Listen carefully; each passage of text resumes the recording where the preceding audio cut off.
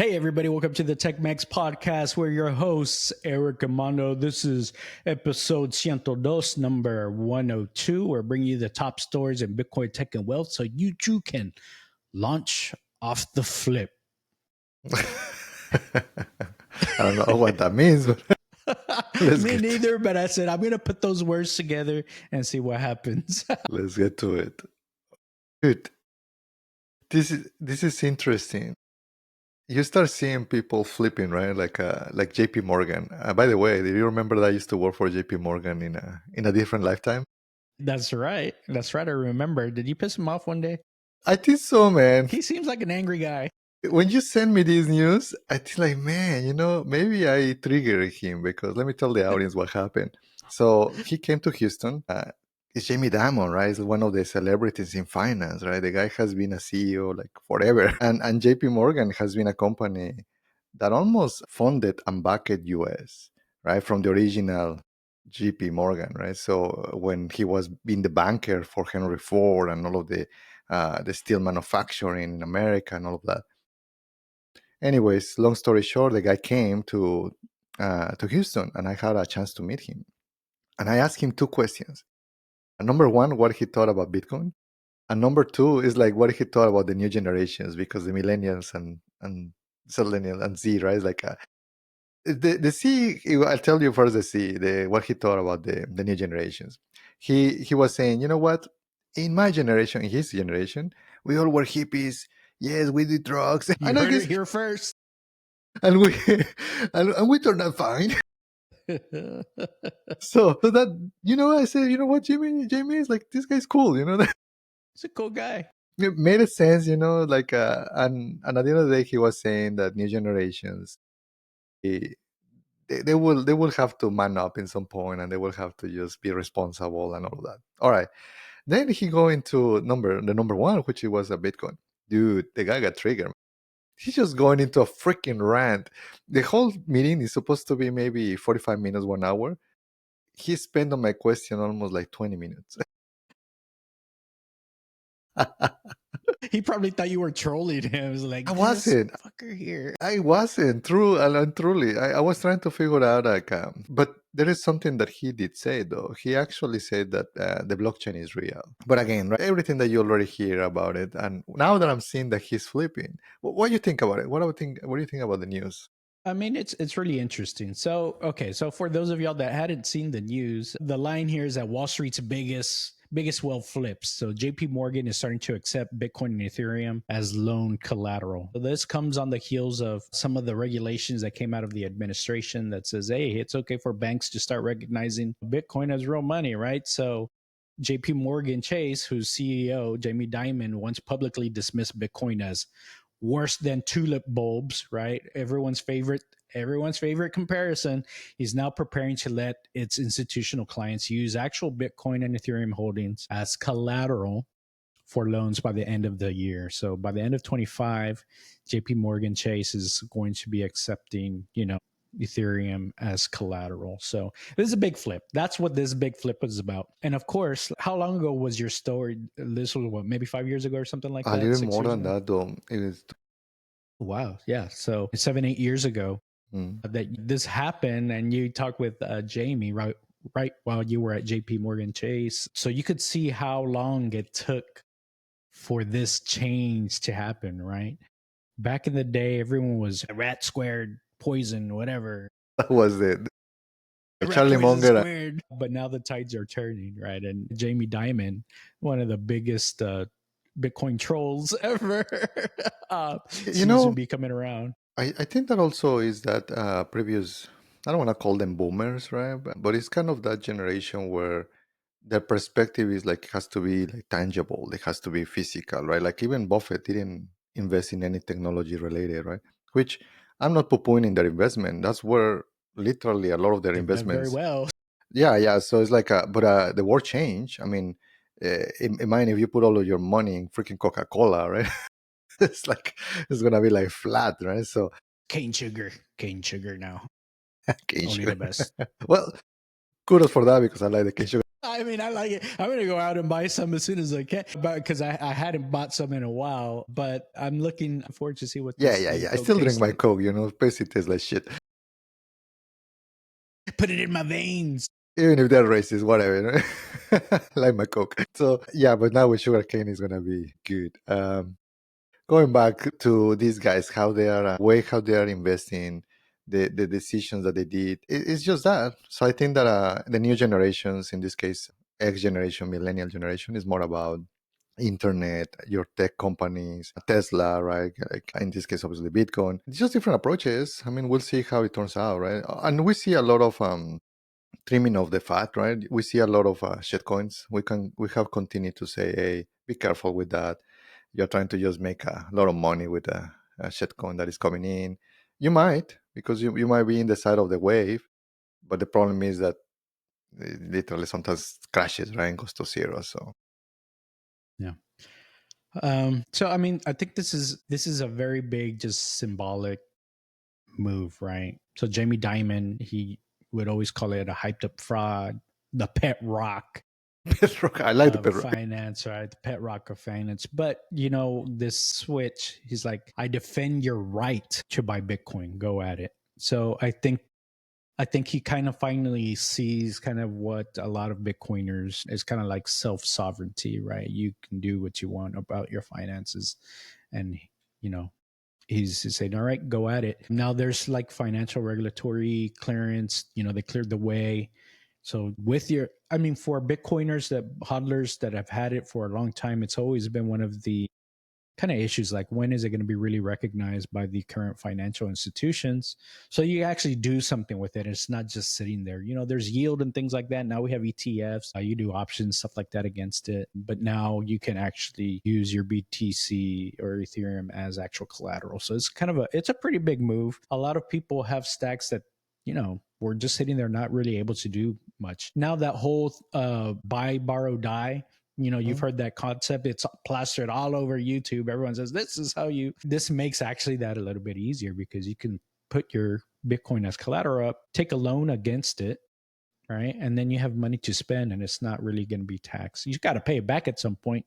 Unless you die, then someone else is going to pay it back. But that's not your problem anymore, right? Yeah,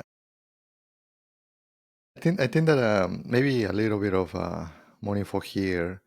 I have played with that before, right? Like trying to, and some companies went south, like Celsius. I think that you went in Celsius, right? That they were Mhm. lending money. Um, eh, the the ratios are very high, and the interest rates were high. For me, it didn't matter because I was paying 10 to 11% on the ratio, but I was using that to be able to leverage in other investments. So which I was getting other high percentage too. So it was not a problem in my mind, but it's very high. Like I going with these companies, and sometimes these companies they just went under. I feel that now if they are taking it as a collateral, but they also give us the same interest rates as normal, like right now 6 7%, whatever it is, we should be able to take advantage of that because, like I say, usually it's 10% that they with your own collateral, your own money, and they are trying to charge you that. And the funny thing on that one is that it's liquid. They can margin call on that. So that way, it's funny that for bankers, this was a no-brainer. It's like, man, there is a very liquid market, and why they didn't want to accept it. It was just political in some point because financially speaking, they will be able to just get it back, do margin call, and sell it on the spot, and making 10%, which that's what they do, right? Banks, that's how they make their money, just by the interest. Yeah, exactly. That's a real good point. Like, yeah, they should welcome it, because it's so easy for them if you can't pay it back or whatever, right? All they gotta do is sell it and they make the money, and woohoo, super easy for them. A lot easier than like having to go and sell real estate, you know, because you just never know how that's gonna be. So Did, again, did this they is say? Did they say the interest rates, if it will be 10%, or they I didn't? haven't seen what the interest rates yet. I don't know, since this is they're planning on doing this hopefully by the end of this year, so within the next several months. So I think we'll see more information once, the actual Mm, programs are out actually in place. What I've seen between 4 Bitcoin backed loans, things like that, like by Leadin, and there's a couple others. They're between like 9 and 12%, depending. They have a couple of different programs. But to your point, though, like Celsius, the problem with like the FTXs and the Celsius was a rehypothecation. So they were like actually going and like reinvesting the money that you gave them. Some of these newer banks, they aren't going to be doing that. They give you an option. They say, well, you can pay a higher rate, and we won't do that. We'll keep your Bitcoin safe so that you will not get margin called. So there's ways of doing it. Just I think one of them does it by doing a call option mhm. or a put option. I think they do a put option. So if the price drops a lot, they do a put option kind of as an insurance protection for it going down, and it keeps you from being margin called. So I think it's pretty smart. They're starting to combine these financial tools to be able to give you a safer, less risky product. You still pay a little bit more, but you're paying 10% on a loan, but you're out there making 30% on a different deal or 50% on a different deal. It still Or makes a lot of sense. sometimes it's like you just want a Lambo, man. Or you just need the Lambo. You Like, just need the when Lambo. Lambo. So it's like fuck another 10%, right? Like sometimes you just need to enjoy life. You're very right. Very So right. for this one, to close it out, I guess you just need to be so great that they cannot ignore you, right? And Bitcoin has been so great that in this case, JP Morgan cannot ignore it anymore. Exactly. So it's not necessarily just about retail trading here. It's the biggest players in finance are finally integrating digital assets into their foundational banking system. And this is really solidifying crypto's status as a serious asset class for wealth preservation and for leverage. So Dude, kudos to JP Morgan for waking up. we yes, for sure. I was just trying to tell one of my friends that it feels good to be in the side of where we were right all along, The like right because side of history. man, but it was tough. It's like everybody like mocking you, yeah, because the mass only sees the news, right? Like, and they're like you are putting there, like like, and it's like, and sometimes the ups and downs too, right? So once again, it feels good that like it turned out to be what we thought that it was. Yeah. Well, it helps that we're not super sensitive. We both drive Cybertrucks, right? So we're just kind of like whatever. No, I still see lots of thumbs up, but I still see some of Lots of low middle the fingers head too. shaking or the occasional finger. It's funny. I actually got some blowing up kisses. That was weird too. Well, Yeah, it's like the we wife's like, what the heck is that? you see a little bit of everything out there. Yeah, for sure. All right. Well, okay. So yes, segueing into the next topic, though this massive institutional adoption relies entirely on a stable internet, right? Crypto and Mm. stuff. Last week, though, we saw that the cloud foundation that everybody relies on is kind of shaky, maybe. So we showed that even the big giants can be brought down by a tiny slip up. You hear what happened with AWS? Yeah, I mean the whole internet is like I think it everybody relies. Yeah, noticed. it's like any company right out there is using. And let me share one meme that I start seeing around that is just so hilarious though. Let me show it here because this is what happened. AWS has different data centers and they call them by the regions. So in this case, the US East, and this one is basically the US West too. So the other regions were like whatever, and it's this is so saturated because it was the original one that they opened back in 2006.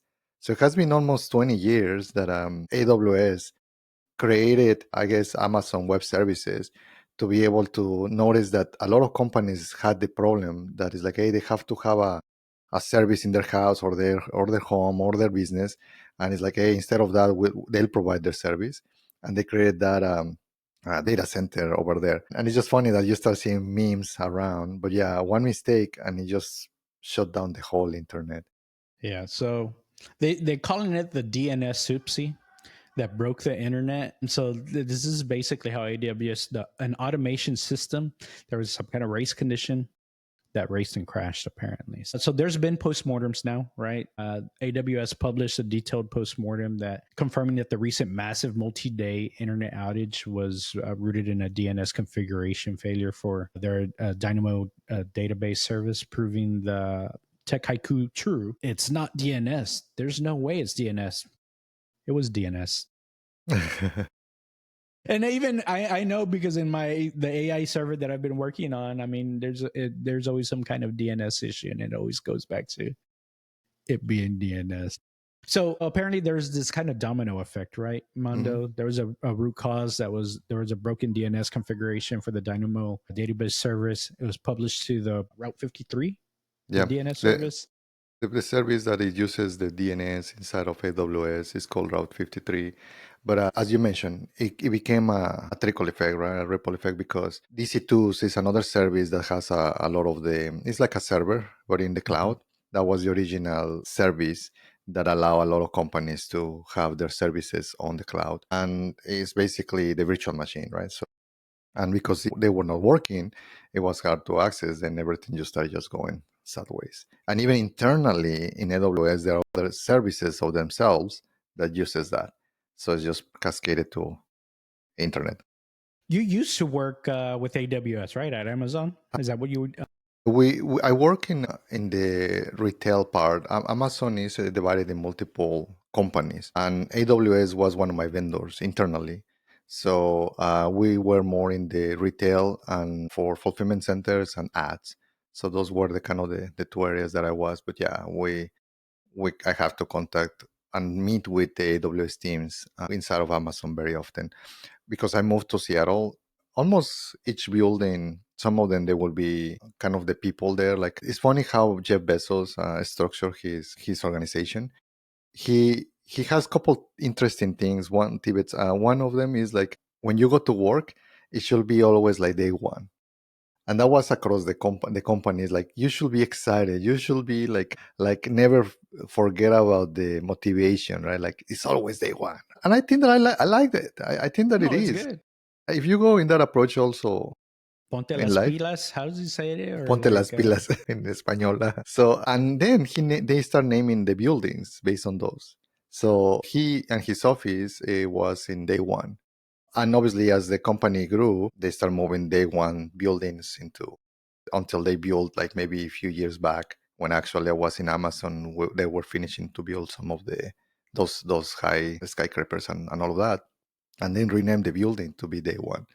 So, but yeah, I feel sorry for those guys that they were under the gun, because imagine the whole pressure of the whole the internet. world's internet crumbling because of this race condition, right? Which a race condition is every dev's dream, right? Trying to troubleshoot, because it's not an if this then that. It's just these two different separate things. It just happens every so often, right? It's not. It's so it makes it so tough.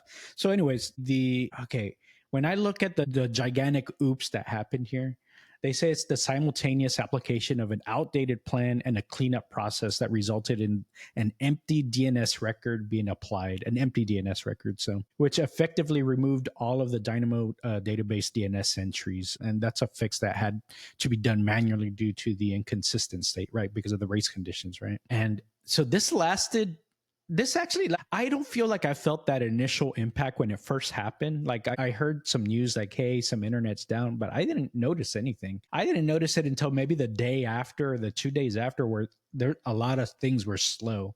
They would still come up, but there was just a lot of slow things. So I'm not sure if they I'll tried tell you. to. No, I'll tell you what is happening there, because you have these regions, and please, for the audience, if you have a business or some systems like that, I recommend you to have, if it is mission critical, to have multiple regions. So that's what is happening. You have, and yes, you're gonna have to pay. That's part of business. You have your east, and then you have your west, and then the reason why it's slow is because you have to redirect the traffic. And that's the reason why bigger companies, yes, they saw the problem, but they still have continuity, which basically that's what it is, right? Business continuity plan. They move the traffic to another region, but the problem is that now the packages, if you are closer to in this case, to East Coast, it will be super fast to just be there. But if they are redirecting you from West, you're gonna notice a latency there, and that's what happened.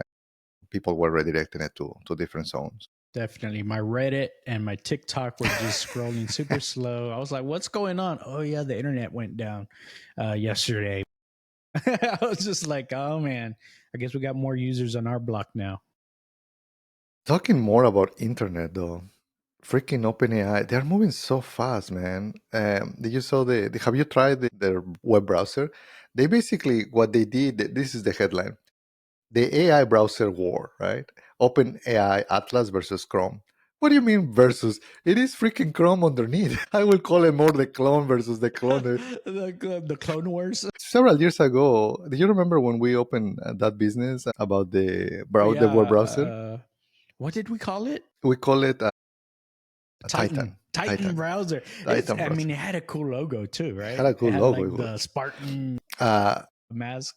we were early, man. It's like sometimes in business, sometimes you are too early, and that's bad. And that was bad. We did this maybe 12 years ago. Over a decade ago, yeah. Yeah, 12 years ago, which is like we were And way now there's too early. all these other browsers that are like do Brave. the same thing, right? If you it Brave is the literally is favorite, like right? what we were trying to do, right? Like a very secure web browser and all of that. Anyways, we were using Chromium. We literally just forked the whole project because it's open source. So basically any company can do it. Very smart. I mean, to be honest, I mean that's what we did. Why don't we just turn it back on? Well, they have the GPUs, right? And they have the LLM. But yeah, potentially you can do DeepSeek or any other algo running it or I got build open source llama out there. Just use that.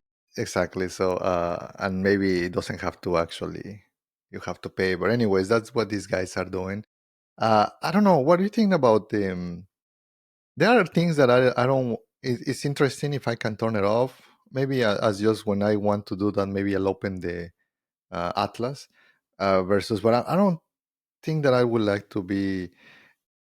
It's like if your house is like a completely made of crystal windows, everything, right? Like, Well, okay, so let's take a step back real quick. So for those of you that missed some of this news, like Atlas, OpenAI, your favorite ChatGPT provider here, they created a new web browser called Atlas, right? And you're like, okay, why do I need another web browser? So basically, Atlas is supposed to be their AI first browser. So it has like your chat window built in, and you can actually ask it to control and do things for you, right? So you might be, let's say, you might have several tabs open that have different recipes. You're trying to maybe prepare your menu for Thanksgiving or something. You can talk to you can talk to your tab on the right and say, hey, pull together from these tabs that I have open a menu for Thanksgiving, and maybe put together a plan for when I should start cooking.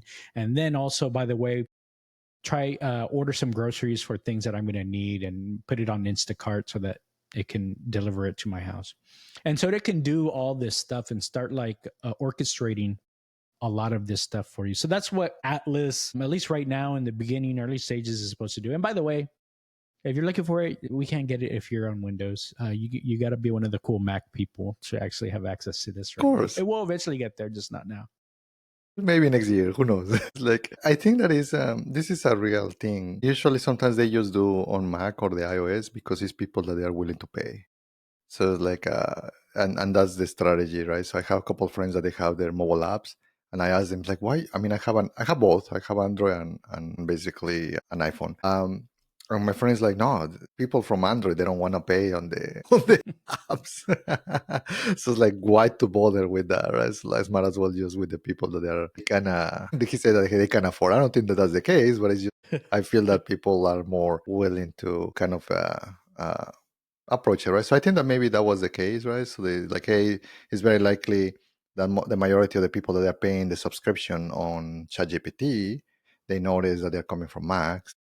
Then probably That's that's the true. reason It could be. why they did it. Yeah. So if you have a Mac and you have, I think it's any of the Plus, Pro, or Business Access or payment memberships with ChatGPT, you should have access to this Atlas. So Mando, I know you probably are able to download it. I'm not able to download it. I do have a OpenAI membership or whatever, but I don't have a Mac. I play around this weekend and let you guys know how it is. I do have both. I pay for the license. I feel that even from it came out like the first like week or whatever, I like, hey, this is great tool. It's like there are Mhm. things that we spend money, and it's like I I appreciate, the technology, and it's like, yeah, this thing is, I'm okay paying it. You know Yeah. what? I will even be The okay. thing is, you get all of them because I've got Perplexity, I've got Gemini, and I have ChatGPT. You end up getting like, okay, what else am I gonna go get? It's just like, and then I have all my local models, right? So it's like, I mean, that's I that's don't really that's need them life, right? all. That's our own. The way that I see it is like, you have to keep training yourself, and for us, this is our fees to train ourselves. It's true. It's our tuition.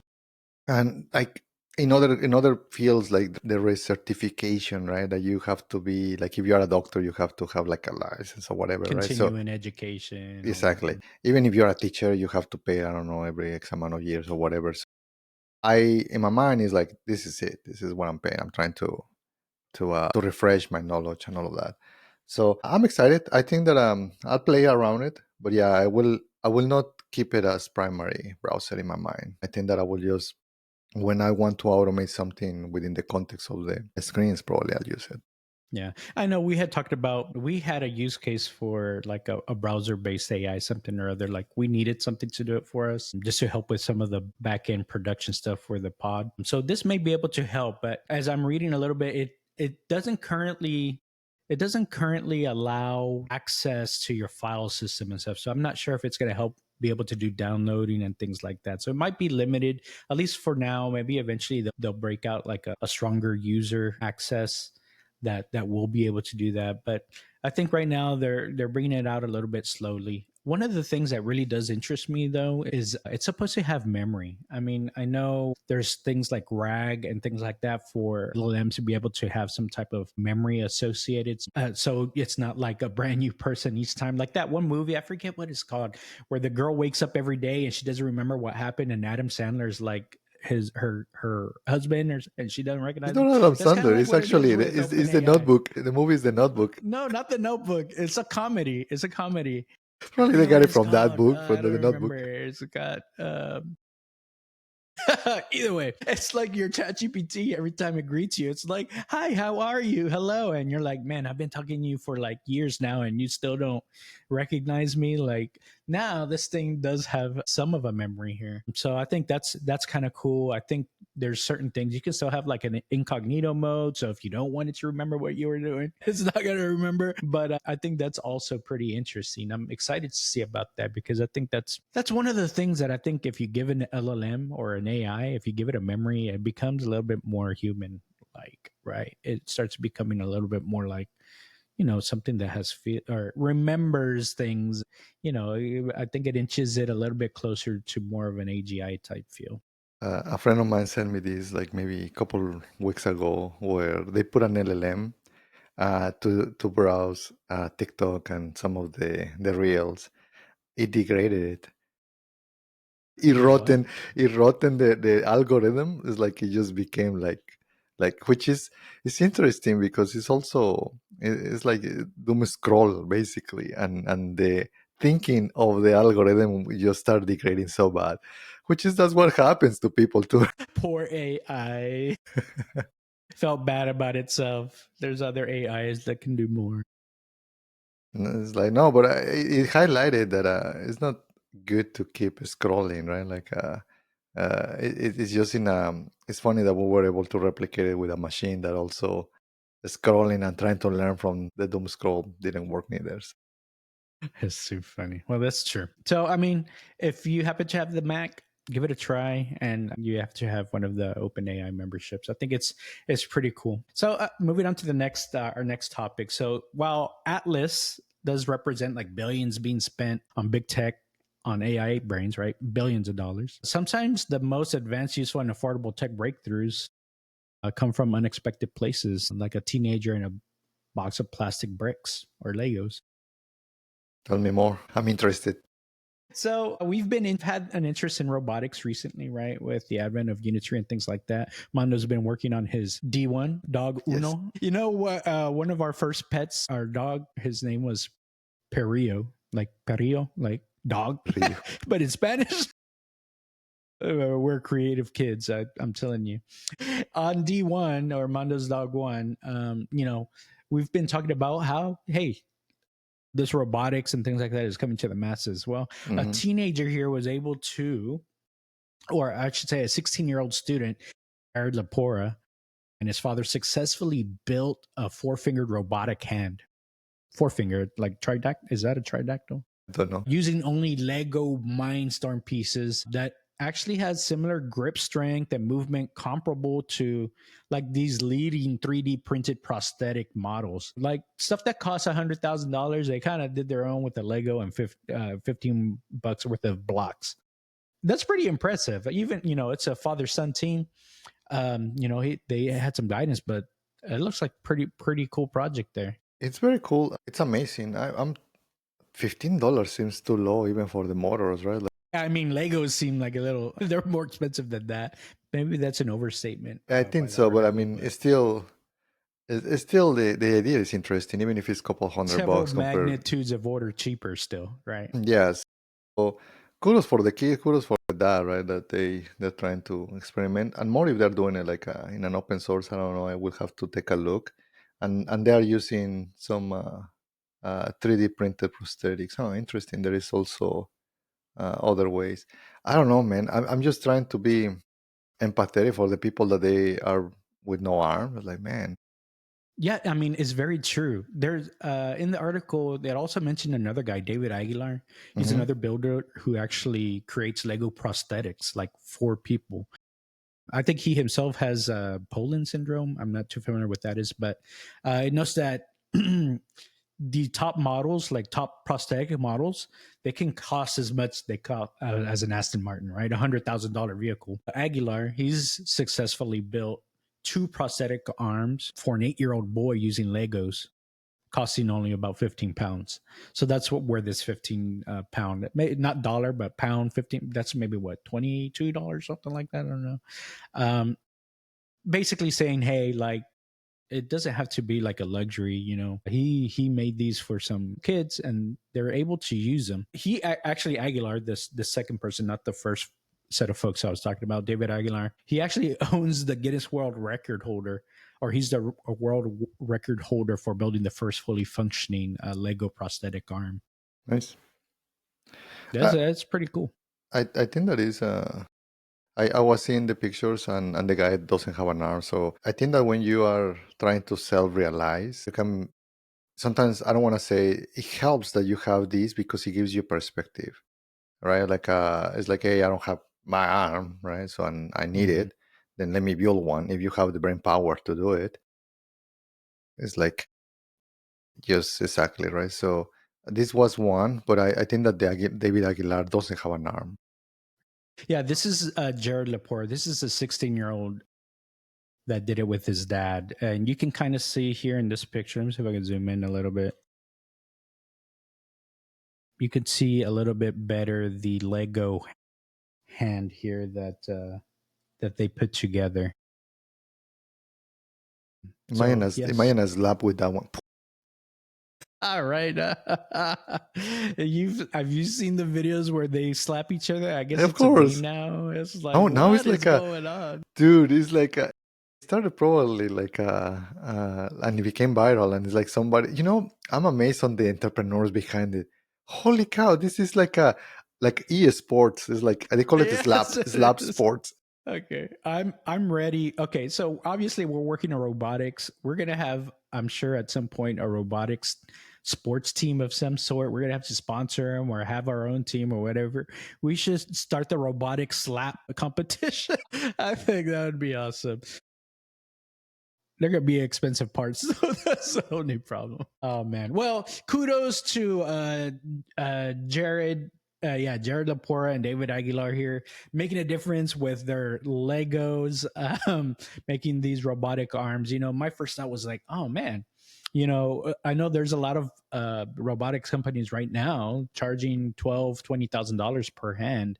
Man, I might just stick some Lego hands on the robots and save a little bit of money there. I wonder if it can really seriously be integrated, or maybe just take a look how Lego's doing it, because it does say it has similar capabilities or grip strength and things like that. So could be cool. We need to play around with it. So It could be cool. an option there. So, okay, we were talking about slapping, right? a Lego hand might be strong enough to hit against a wall or a robot face without breaking. But when we're talking about real danger strength, we have to turn to Tesla. FSD mode sounds like pretty cool when you put it in Mad Max mode.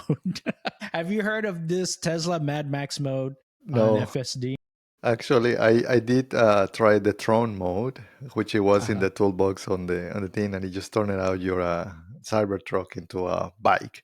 I don't know if I like it though because I cannot see the size of the truck. Because let's be honest, the visibility on the Cybertruck is not great, right? You don't have the back, then you rely on the cameras, and then you rely also on the sensors how it's showing on the screen. And if it's turning out to be like a bike, so then it's like what the heck? It's very hard to see the size of the machine, right? In this case, the car.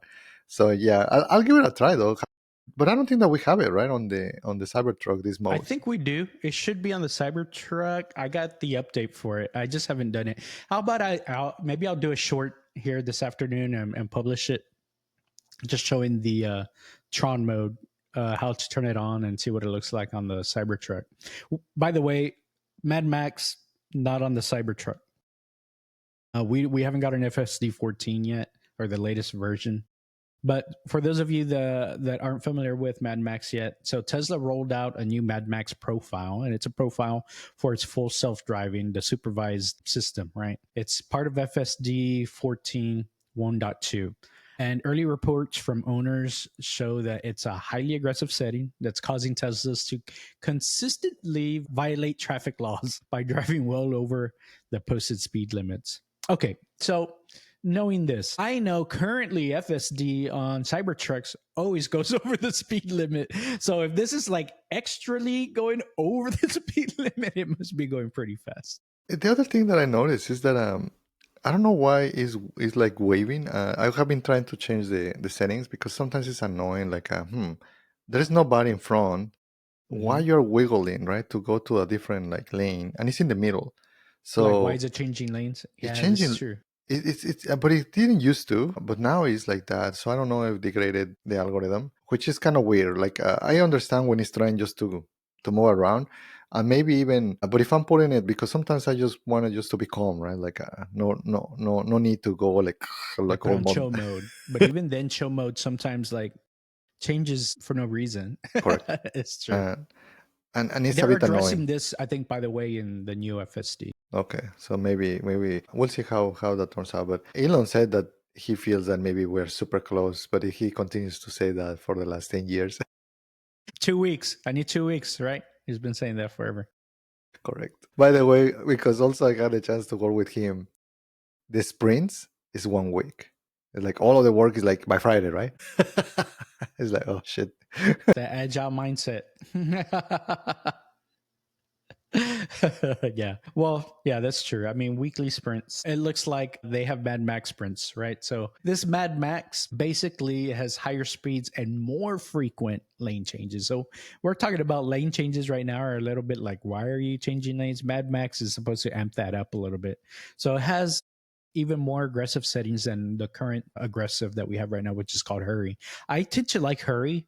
Hurry seems to be pretty good, unless it's a lot of like stop and go traffic, because it'll get going pretty quick in Hurry mode, but then there'll be like a bunch of cars stopped ahead of you on the highway, and I'm like, well, shit, it's not gonna stop like fast because it'll Mhm. go fast. But since the truck stops so quickly, it's a little unnerving because it doesn't stop as early or doesn't slow down as early as I would as a human.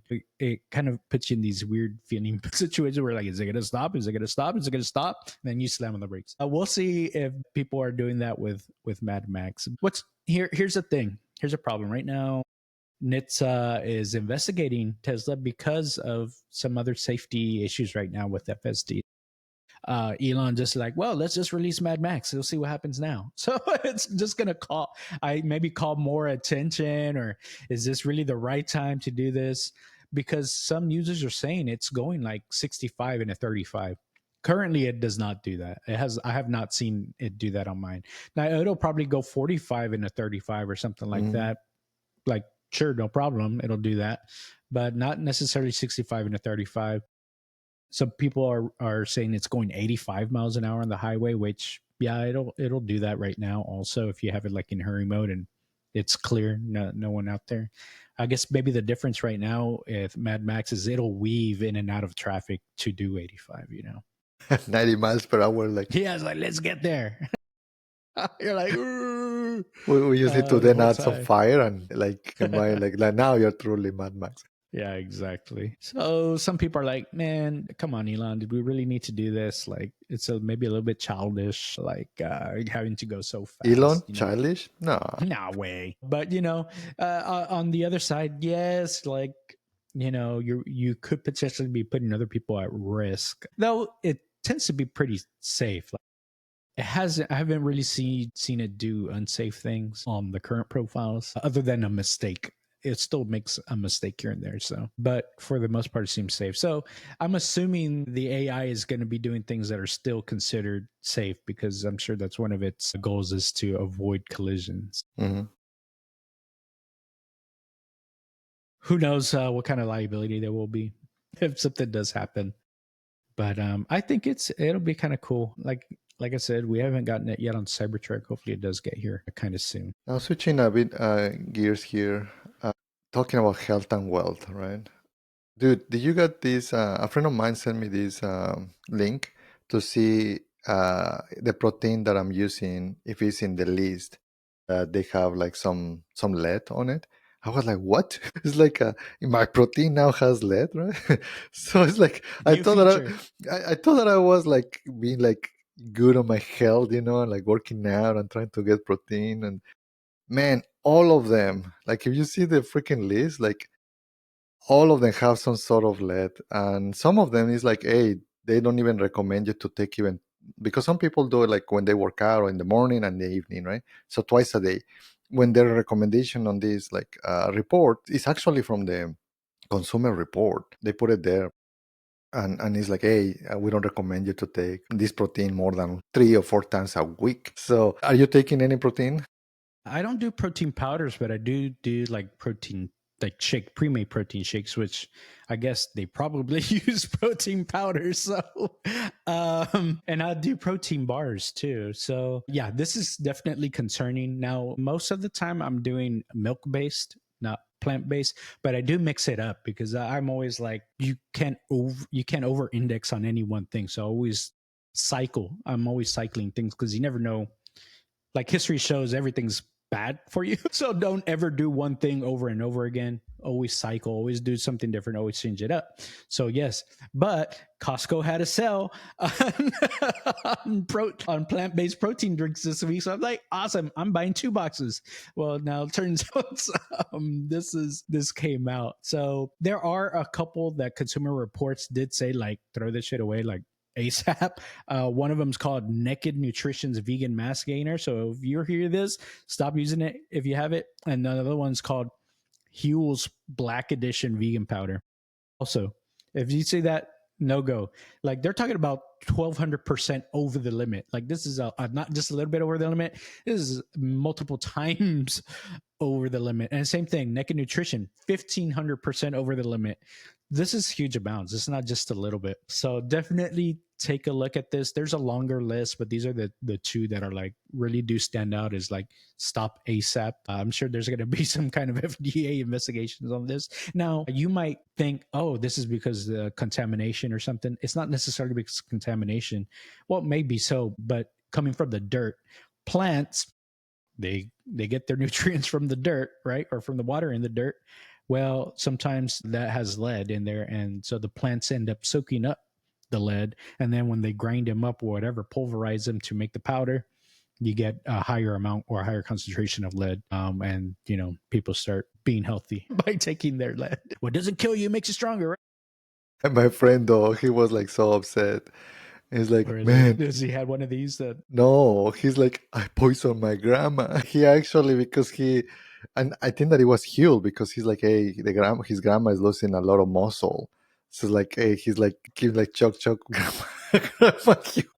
So he's like that, and that's the one that has the highest. Like, man, well, obviously stop taking that for the poor grandma.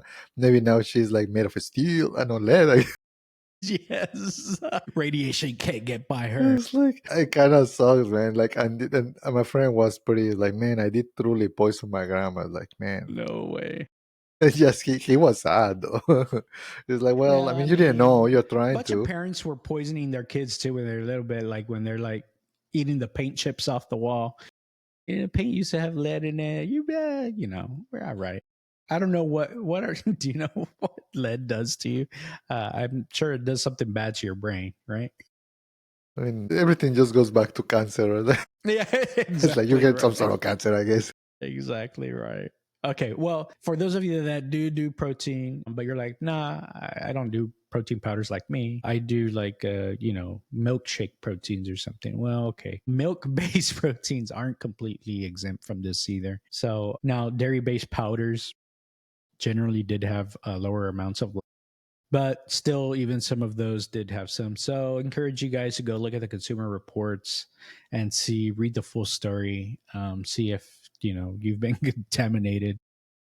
I have a suspicion that I have been. So I might. You know what though? Costco will probably take it back. I'll be like, hey man, y'all sold me a bunch of lead here. Hook me up with something else. Costco will take anything back. I don't know, man. Like that story is like my wife. She got upset because she didn't have the receipt outside because we don't go that often to Costco. We Do you lost need it. to have the receipt? They have Yeah, everything on their cloud. No, they it's on do. AWS East. Probably, I guess. So I don't know how we lost it, right? The receipt from the cashier to the door, Mm-hmm. and we were going out, and they just making, no, like you have to have your receipt and all of that, and then suddenly it's like we didn't have it, right? And they gave us a hard time, so we have to go Oh, back when you were leaving Costco, not when you were and they returning something. yes, and then we have to reprint the ticket, and it took us, I don't know, 10-15 minutes, right? Because there was a freaking line. It's like, man, and now I wonder why I don't always go to freaking Costco. Anyways, my wife, she got so upset. It's like, I'm gonna go back tomorrow, and I'm not going to show the freaking receipt. She just like walked through. Just walk through, and I even recorded the whole situation. She wanted to get some Tech-Mex content for I us. guess, like, she was so excited. Yeah, I didn't show it. This is awesome. Love that rebel energy. I guess, keeps me on my toes. That's funny. Oh man. Well, hopefully I can swap mine out for something else. Who knows? Well, that was the last thing we had for today. Hopefully, y'all liked the content. If y'all did, like, subscribe, comment. We love to hear y'all. Hopefully, one of y'all will get to be lucky subscriber number 500. We need one more. We're at 499. Uno We más. want to thank you guys. We made it to 500 in only 102 episodes. I think that's quite an achievement. I guess. For real. That's 5 subscribers per episode, Mando. It's not bad, right? Not bad. I mean, like Mr. Beast has to. I know, because it's not a podcaster. Maybe Joe Rogan. No, but we have Watch been out. ramping up lately. We have been ramping up lately with the button videos and the robots, and so no, we We're really trying to do figure out appreciate what is the the type of support here. content exactly. What type of content you guys like? We just tell us the comments. We read every single comment. So tell us in the comment sections what do you guys want to see, what you guys like it, what you guys don't like it. I don't know. Maybe you guys want Ramirez to shave his head. Who knows, right? I know. Well, we do have a request for someone wants to do a podcast from us. Maybe we should reach out to them. They have more subscribers than we do. Maybe they'll teach us one thing or two. Yeah, that's true. All right. Well, you guys enjoyed the video. We'll see y'all next time. Peace.